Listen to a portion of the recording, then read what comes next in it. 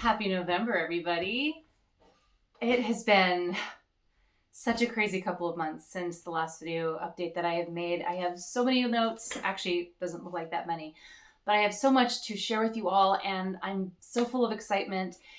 As before, I still am sans editing equipment, so please forgive the lack of editing here. I'm going to try and not be super rambly. But like I said, I have lots of updates. And more than that, I think I have some interesting and slightly weird authorly insights that I'm going to be making that have really just struck me the last couple of months of radio silence here on YouTube. That has definitely been a lot of work behind the scenes. So let's sit down, let's get cozy, let's do a chat, a nice authorly chat, as we continue down this journey of self-publishing and of writing and of all the things. Real quickly, if you are new here, hello and welcome. I'm Joanna G. Holden, and I am a self-published mommy author of Christian fantasy. My channel largely revolves around writing process, writing life balance, and of course, self-publishing. But the last few months, well, really the last year, I've had to do more just updates and chats type videos rather than vlogs or day in the lives, just because I have no editing software. So please bear with me as I continue to invest my money into the books rather than into editing equipment. It's going to happen at some point. It's just going to have to, because I miss doing actual vlogs. But for now, this is fine. So let's see what's first on the agenda in my notes. The updates about the fairy tales. Okay, so the last that I had shared was that I was feeling very strongly, like gut feeling, that I desperately needed to just drop the fairy tales entirely. If you are new, I have been working for the past 6 years on a set of fairy tale retellings. I have written and published 2 of them. They're up there on my shelf. 2 middle grade fairy tale retellings, independent standalone novels. And I am right in the middle of rewriting and preparing to publish a young adult fairy tale retelling mini-series. So shorter novella length novels. There's going to be 4 of them in this series. And it's going to span one long story rather than individual fairy tales for each book that I'm releasing in that series. However, there were 3 additional fairy tales that I was supposed to be writing afterward. And then after that, there was going to be this epic fantasy, like multi-point of view, massive world, multiple magic systems type deal that I am still working on, called Project Coastlander. But again, as I shared in the last video that I updated, I was feeling very hesitant in my spirit to commit to writing the remaining 3 fairy tales. Even though I love them and had already done some work, it just didn't feel right. As I'm sure that those of you who watched that video could have predicted, I followed through on that gut feeling. I have decided officially to drop the rest of the fairy tales. And when I tell you that I just felt this huge sigh of relief just wash over my entire body, I did not realize that my whole body had been holding tension with this conflict that was going on in my own mind over fairy tales that had not yet been written or published or were even really in the works at that point. It was very evident immediately that that was 100% the right call to make. And as much as I love the fairy tales, I'm so glad I made that. Not just for that reason, but for another reason that we're going to be getting into in just a minute, which is probably the most exciting part of all, but we're getting there. So what has been going on with Swan Song? Obviously, I am still finishing this young adult fairy tale retelling series. I mean, I'm feeling it now. Like, I'm getting to a place where I can actually see the light at the end of the tunnel, which is a first for this project and is huge. In September, well, really the beginning of October, I finished the official last rewrite / developmental edit of my own edits on book 1, and I sent that manuscript off to a developmental editor. And I am still waiting to hear all the notes back, but the plan for that is at the end of November, I will have gotten back all of the feedback, and I will implement whatever changes were made or need to be made before then, passing it off to beta readers at the beginning of 2026. Which is just so very exciting. I'm so happy. I already have several people, like upwards of 8 people, who have asked me, can I please be on your beta reading team? So, and I've been warned that having too many betas can actually be a hindrance, because it's just too much feedback and you can get overwhelmed and it can be very hard.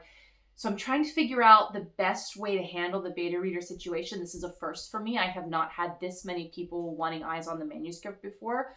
So I'm going to have to kind of figure out what my plan of action is going to be. Although in truth, I will very likely still give everyone the manuscript for feedback, but only have like a certain number of people that I give out. I have like a questionnaire that I hand out with the beta manuscript.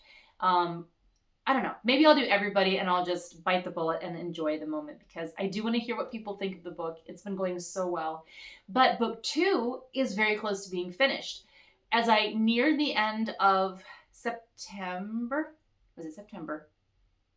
I'm trying to remember now. I'm sorry, my dates are confused. The last version of book 2 that I wrote, I did not fully finish. I believe it was in August, now that I'm thinking about it. I believe it was in August when I was about making my last video. I got very close to the end and realized that in order to write the end correctly, I was going to have to go back and completely rework numerous things in this book. So I did, I dropped it and I started over, and the beginning of October was when I did that, right after I finished that last draft of book 1.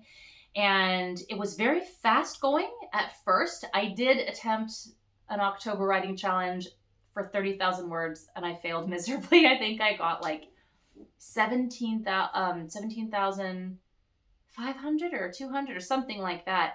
I was having trouble figuring out how to track my word count, since parts of the book were complete rewrites, like first draft material, and others I was literally going through and deleting words, like trying to get the word count down. So it was very confusing to try and figure out word count. And I finally just gave up and was like, you know what, whatever. I made it past the halfway point. And more importantly, I managed to emotionally connect with the story in a way that I have not before. Typically, and this may sound very bizarre, I apologize if this does not resonate, but something that is a key component of the story for me is the daydreaming phase, where literally when I'm out on my walks, I will find myself sometimes out loud going over dialogue for scenes, and mostly in my head, but sometimes out loud, and figuring out plot points and just imagining these scenes in my head from the story, and almost envisioning myself as whichever main character, I'm in their head. And it's just this wonderful ethereal experience that's part of the writing process for me. And it's that point in the story when I know I'm in love. I know I'm in love with the story and the characters, and I can feel it. I can see myself there. And so far, I had not had that with Swan Song. I just hadn't. I had tried to mimic it, but it just never worked. So I kind of had given up on making that kind of emotional connection. But this October, I found it, and it was just the most wonderful, beautiful experience. And now I'm in that, where I'm actually thinking about the story and the emotional beats and all of those parts of the story while doing random tasks around the house. Y'all, it is so dry in here. We finally have had the heat come on at night and the air conditioning come on during the day. That's the time of year that we are at here. And it is so annoying. So that part of the book writing process is going incredibly well. Incredibly well. I am still stuck on one portion of this book too, but I'm also finding myself kind of in that same rut that I always get in, where I get past the halfway point and I just want to barrel through and get to the end and write it so I can go back and fix it and then get it published and just keep going. And wise Joanna, that is buried in the back of the head somewhere, keeps coming out and saying, you know what? Slow down. Go through this scene one beat at a time. Go through this plot point one moment at a time. Let yourself figure out this part of the story as you go. Reconnect. Don't settle. Don't settle for the rush through version. And I've been listening to that voice much better this last, I would say, 2 weeks. I was very frustrated before that. When I finally just let go of goals and let go of expectations and just started letting myself kind of feel my way through the story, that's when the magic kind of just happened. And the scene is still bugging me, but we're getting close. We are within, I want to say, I think we're in the last quarter of the book at this point. And it's been such a wonderful experience. I still have the goal of finishing book 2 by the end of November, but what is today's date? The 19th. So I don't know if that's going to happen, between family engagements and birthdays. We have a lot of fall birthdays in this family.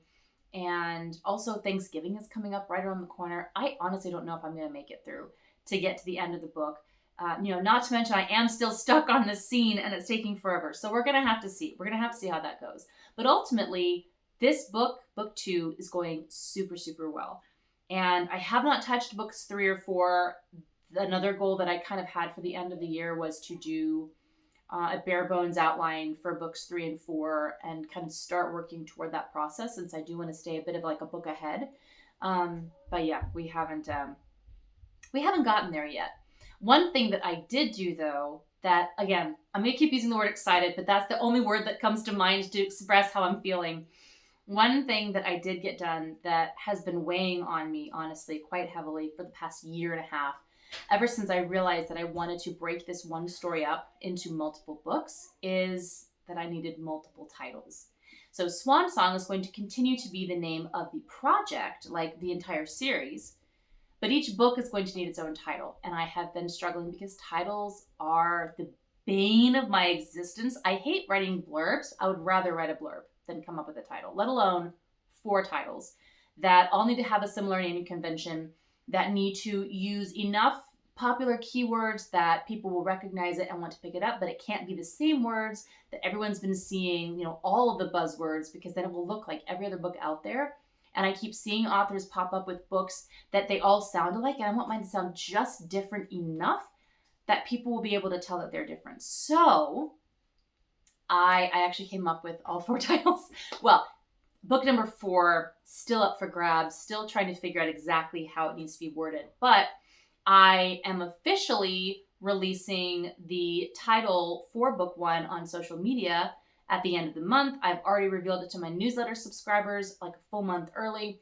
And now I'm going to be revealing it to you all a week before anybody else finds out. Are you ready? Book 1 of Swan Song is going to be Beneath the Curse of 6. I'm so happy with this title, and I'm so relieved. I'm so relieved that this part of the process is over. I ran this title through multiple writing groups, through mentors. I was like, you know what? This is the one that people like the best. So this is the one we're sticking with. And it's the one that I personally love the best too. So there you have it. Beneath the Curse of 6 will be book 1 of the Swan Song series. I'm not sure how to title Swan Song. Like, is it the Swan Song Saga? That would be way too many S's. We'll figure it out, and I will get back with you and I will let you know. So that is how Swan Song is going. I still have this high hope of publishing book 1 in summer of 26, but more and more I'm wondering if it's going to get pushed to fall. The nice thing is, it really doesn't matter when it gets pushed to, because I know that the book itself is good. And that the book itself, so far, it has received really great feedback from the critique partners that I sent it to. And again, I'm really looking forward to the beta reader feedback. My beta readers will be brutally honest, but very encouraging. I know I can trust them to be that to me. So as a writer to other writers, please make sure that the people who are giving your feedback are not just yes men. Please make sure that they will let you know the problems in your story so that you can fix them and help you fix them. That is the most important part to making the story the best that it can be. So that's the updates on Swan Song. Now I feel the need, and this honestly, like I said earlier, may be the best part of the video for me. I'm going to circle back to the beginning of the video where I mentioned that I was dropping the fairy tales, and I said that it was exciting for 2 reasons. I love water so much. I know that this is the time of year when we're supposed to have hot drinks, but it's not quite cold enough yet, or even really cool enough yet for me to indulge in hot tea, especially at this time of day. Anyways, side rant. Allow me to explain to you what's going on after Swan Song instead of the fairy tales. I don't know how many of you may remember, but 2 Junes ago, so June of 2023, I believe. Or no, it was last June. I'm sorry. It was June of 2024. It was right before the accident. I came on here and I shared how I had this desire to have a gap project, was what I was calling it. Something to bridge the gap between young adult fairy tales, super light in the magic, super simple world building, very basic plots, to this massive world building political, magical, action adventure, fantasy saga that is Project Coastlander, I wanted something that could kind of bridge that gap and ease people into that, ease my readers into it, and also kind of age the readers up a little bit more slowly. Especially if I had, readers starting off with Swan Song, and they were young teenagers, and then you move on in this adult epic that's huge. So at that time, I had thought about renewing a project that I've been calling Project Ether, which was a project that I originally co-authored, and then we agreed to kind of just split the story, since basically it was just two individual stories kind of woven together.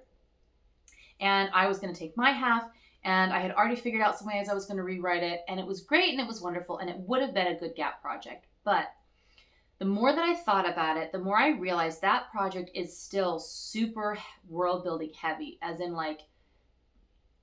all unique races, no, just humans, pretty complex magic system still. And it was leaning more and more, as I was writing on it and reading through what I had already written, it was leaning into adult fantasy territory. That's the character. I was feeling more and more she was going to be older. Other characters were going to be older, and it didn't feel like that in between category the way as much as I wanted it to be. So I have decided to use a different project as the gap project, and this is something that I thought had been shelved permanently. I might steal a character from it or a plot point from it, but I'm not actually going to use this story again. That was what I thought. And then over the course of the month of October, I want to say, and into November, ideas started coming to me. And I started thinking about this project again. And before you knew it, I realized this would be the perfect gap project. And when I realized that I could actually take this thing back off of the shelf and work on it again, when I just say that my entire being lit up, there was not a part of me that was not excited for this. And I started brainstorming and throwing all my ideas down on paper, or rather in the computer, and brainstorming and figuring things out. And all of a sudden I realized, holy crap, this is perfect. This is amazing. Part of what makes it so amazing is that this story is a story that I worked on as a teenager, similar to Project Coastlander, but a completely different story, completely different set of characters, completely different world. They were never, ever, ever the same story. And this one was one that I wrote and actually finished as a teenager. And so there is so much of my heart already in this story and I'm going to give you a little bit of a background of this story, and then I'm going to attempt to spoiler-free explain what the story's basic premise is and give you the official project title of this. So first off, just throwing out there that I say that I wrote it as a teen. It has gone through, similar to Coastlander, multiple iterations, but it has never changed story. The main character, the main premise has always been the same. But similar to Project Ether, this was originally a co-authored project, so there will need to be some changes to the story, which is going to have to change anyways because, hello, a teenager wrote it. And if we've learned anything about me as an author, it's that I really struggle with plot. But let's get back to the backstory of this story, and another delicious sip of water. And let's discuss the project. Okay, so a little bit of history. When I was 14 or 15, I believe it was closer to 14, my bestie author friend and I, well, she did it originally, but she got together, 6 of us friends from across the nation. We were all pen pals. We all wrote Christian fantasy. We were all teenagers. We all loved kind of the same things. And she headed up this project where we were all going to co-author a project together. The way that it was going to be put together was that we were going to have our main characters. We were each going to basically be our character. And they were going to be these 6 sisters whose mother and father, of course, were the king and queen of the land. And there was this nasty coup that happened. And so the parents sent their children across the world to hide them in safety until things could be restored. And so each of our part of the story that we were going to write was our character going to a different part of this world that we had kind of very bare bones thrown together. where we could do our own world building, have our own cast of characters, and write up our own adventures. And then at the very end of this story, we were all going to come back together for this climactic end battle and then kind of write our little epilogues of what happened to our characters afterward. That was the main premise, which honestly was genius because then we all had this perfect freedom to write whatever we wanted, but there were these little Easter eggs that we could drop in each other's stories, and there were a handful of like crossover episodes, if you want to call them that, where different characters would meet up together. Some of our side characters supposedly knew each other in the world. It was loads of fun. There ended up being 10 letters total. So the way in which we wrote them was as this main character, these 6 main characters, writing letters to their siblings. And each week, one of us would send one out to everybody. So it was like you got a turn once every 6 weeks. And there were 10 letters total. And those last letters had the epilogues included in them. And it was beautiful. It lasted about 2 years. My mother called it the project that ate the house. She was so ready for me to be done working on that project. But it was so exciting because it was the very first time that I had done anything like this, that I had ever, first of all, written a project with so many other people and gotten people, like sent out my work knowing that this many people were reading it, getting to read other people's works, getting to see my characters pop up in other people's works and include them in mine. It was just a very unique and special experience. So we finished that at the end of 2 years, and we decided after that, we should try writing these as novels and self-publish them. Create Space was just getting started as like a big thing, and being young and ignorant, the idea of the stigma around self-publishing bore no weight with us at all. So we decided to go forward with it. But only 2 of us ever ended up completing our novels, myself and that best friend. And we decided at that point to set the project aside because obviously it was more intensive than all 6 of us could handle together. So we just set it aside, and I can show you this. First of all, this stack right here, I've been going through them, are my letters. So ridiculously cheesy, so hilariously adorable. And then this was the book that I came up with. I actually illustrated it myself. That friend and I both illustrated our own. And this was a lot for 18, 19-year-old Joanna. I had no idea what I was doing, but it was so much fun. You can see some of the artwork, maybe. I don't know if you can see it. But it was so much fun. But we took these books and we set them aside, and we said, you know what? We're just going to let this project breathe. Well, turn around. We hit 2014. I was newly married. I had a little bit of time on my hands at that point in time. I was kind of in between life circumstances. And I tried to get the ball rolling again. I was like, you know what? We can do this. We can do this. We can get our books written. We're all much better writers now. We're all adults now, so we have more experience. We should try this again. And so we did. There ended up being some changing out of authors. There were some authors who did not want to continue with the project and others who wanted to be brought in. So there was a shift with some of the characters, and we came up with like stacks and stacks of history and world building and plot ideas. And we have like a whole little website that we built for just ourselves to write. I think it was like a WordPress thing. And once again, the project fizzled out very quickly. I was the only one that I know of who wrote very far into my book. I got all the way through Act 1, written, completed, and I actually still have it. And then the same author bestie, she made it, I believe, several chapters in, but it became very clear very quickly that no one else had the time or the ability at that point to write. And this idea, I think we kind of realized how much of a project this was going to be, how much time it was going to take from everyone, how much energy it was going to need, and honestly, just what an enormous project this was going to be. This was 6 people.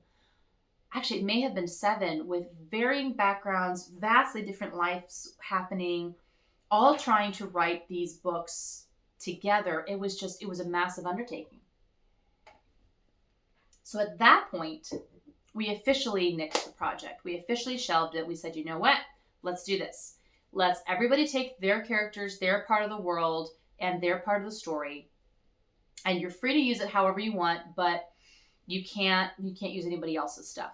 And that was the point where I thought, okay, this is the end of this story. I'm going to maybe use the main character at some point, but really I don't see myself even doing that because there's so many other stories that I want to be writing on. Well, that's when this November, I dusted off the idea. I sat down, I started thinking it through, and I realized, you know what? I love this story. I love the characters, and I love the idea of what I could do with this and how this could very easily be turned into something that could gap young adult fairy tales, epic adult high fantasy.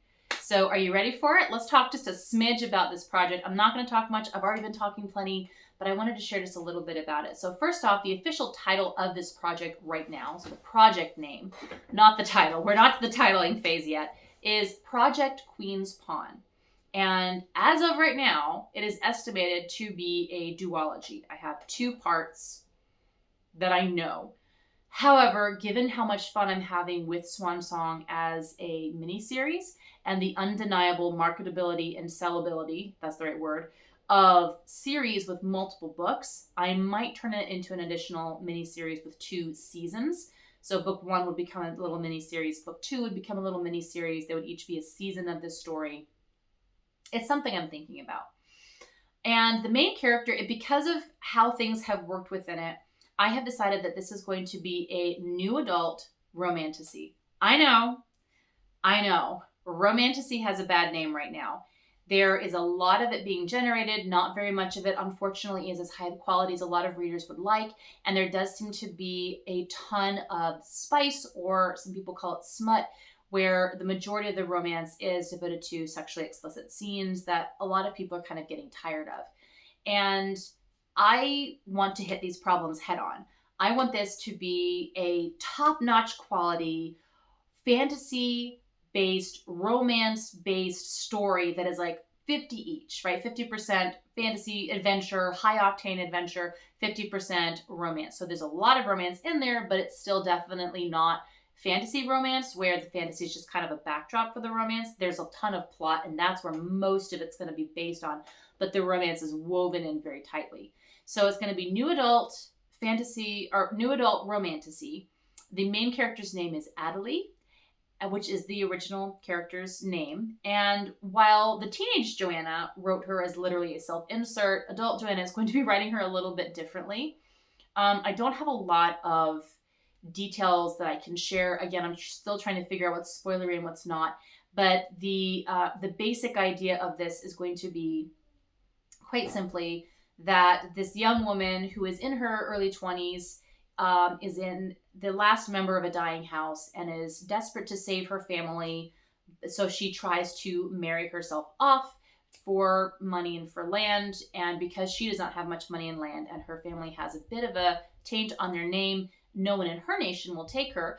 Well, her mother decides to send her off on vacation to a neighboring nation where she experiences a lot of different and new things, where she starts to feel welcome and accepted in a way she hadn't before, and of course, where she begins to experience the budding beginning of a romance with someone who has a name, the title, and the money that she technically could use. But there is, of course, another young man who is also a challenge to her in a way that she needs to grow as a person. And there is a lot of stuff that happens after that, and I don't want to tell because there are secrets involved, there are coups, political coups involved, there's a magic system that's involved, and there's a lost civilization. So I'm going to drop that there. That is all that I'm going to share at this point, but I am so excited. I know I keep saying that. I have, of course, the official project. I don't know if you can see that. The official project binder. I have taken some of the old stuff, but most of this is brand new. I've been making maps, which I'm very proud of. I've been figuring out what kind of government systems I need for this place. I've been figuring out how Adelie's story will be reflected throughout each scene that I envision. Oh my gosh, I do have to share this. Again, I don't know if you'll be able to see this, but this was what I created as a teenager, a 16-year-old, I believe, of myself as Princess Adelie. I don't know if you can see that, but when I found it, I couldn't stop laughing, and I was like, oh, I have to include that in my resource binder now. So that is really all of the update that I have. As far as what this project is going to look like, there really isn't going to be much change in the publishing timeline that I've already set up for myself. Swan Song will be published starting next year at some point, going through 2027, after which I will be working on Project Queen's Pawn and anticipating publishing that over the next couple of years. And then the next project that I'm working on, with all luck, is going to be Project Coastlander, hitting it hard with the high fantasy, getting back into that world.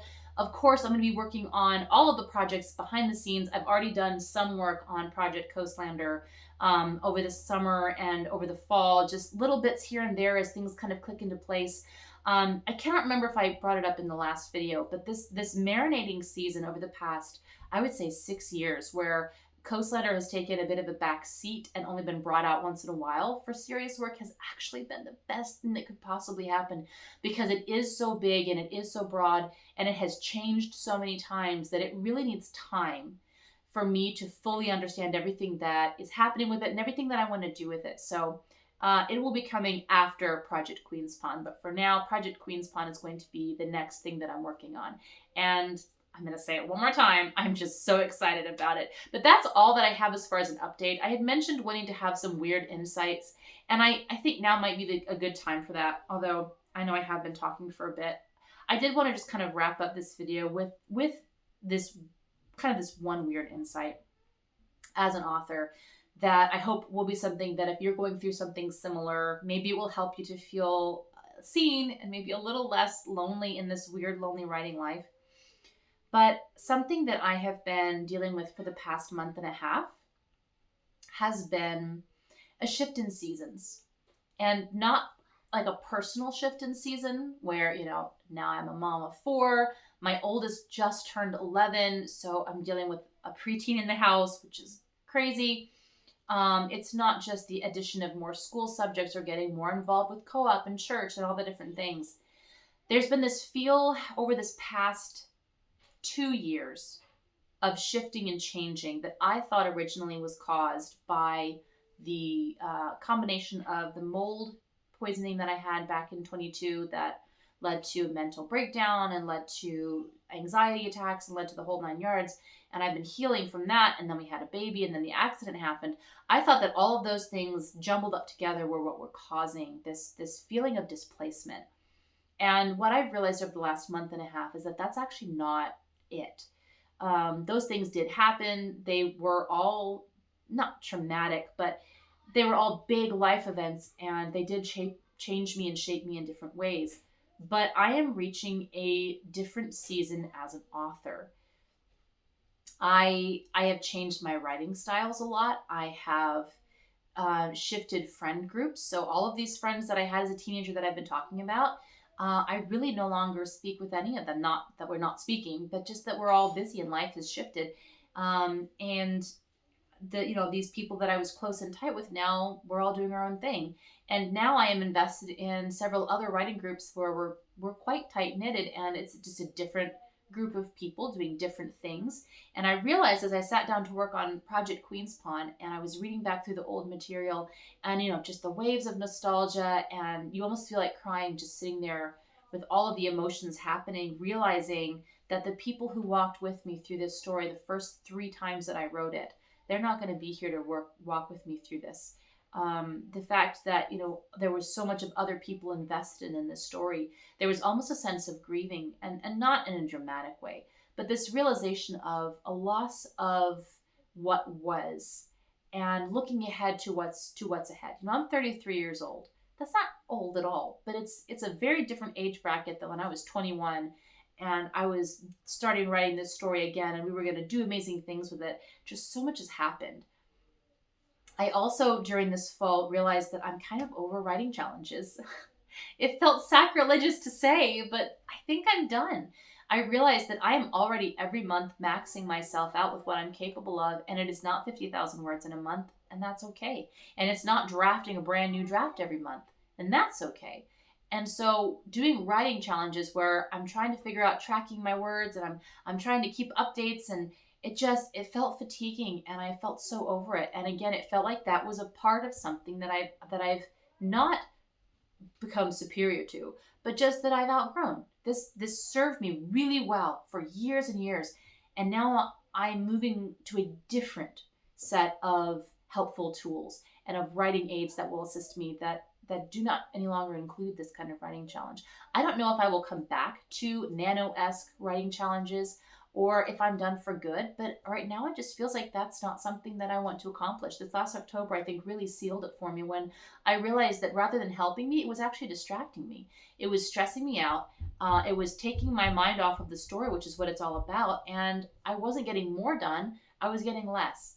And the writing fast for drafts does help sometimes, but where I'm at, as I mentioned earlier, with the book right now that I'm working on, I need to be taking my time because I'm figuring out the inner workings of these scenes, these individual scenes, these individual moments. And I don't want to skip over that just because I need a high word count for the day. So I'm honestly at a place where I'm starting to feel like word counts aren't going to be much of a goal either. All I really need for word count goals is to know how long a book needs to be approximately, and approximately how long I want my chapters to be. And then as I go, trying to make sure that I don't exceed that by too much.